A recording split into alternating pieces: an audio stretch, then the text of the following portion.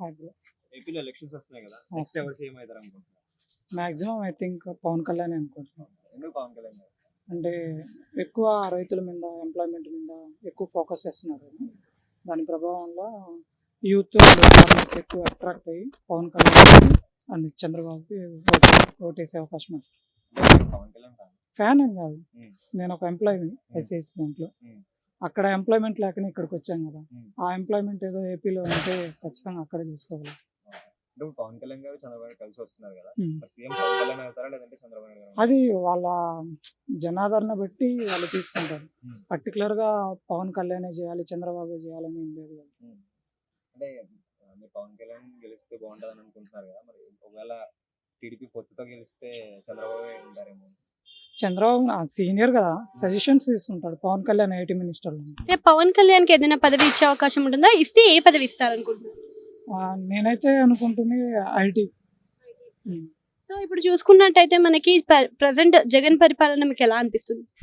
అది బ్యాడ్ అని నేనేం అనట్లే. పథకాల వల్ల కొందరు యూజ్ అయ్యాయి, కొందరికి యూజ్ కాలేదు.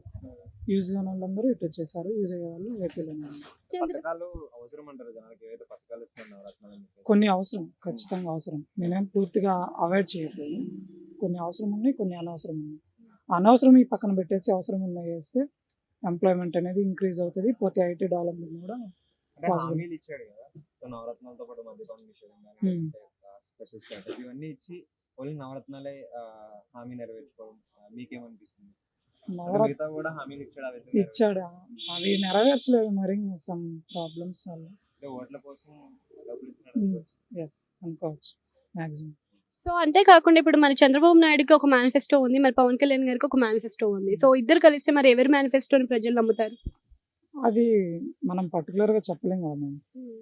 అది ప్రజల డెసిషన్ బట్టి. ఇప్పుడు తెలంగాణలో కూడా యాజ్ కాంగ్రెస్లో చాలా మంది ఉన్నారు సీనియర్ మోస్ట్.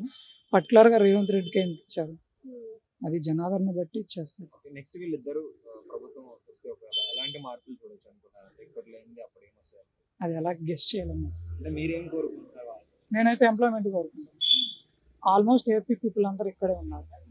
90% నేను చూసాను. ఎంప్లాయ్మెంట్ అనేది వస్తే ఇక్కడ నుంచి అక్కడ షిఫ్ట్ అవకాశం ఉంటుంది, పోతే ఏపీ గ్రోత్ కూడా పెరుగుతుంది.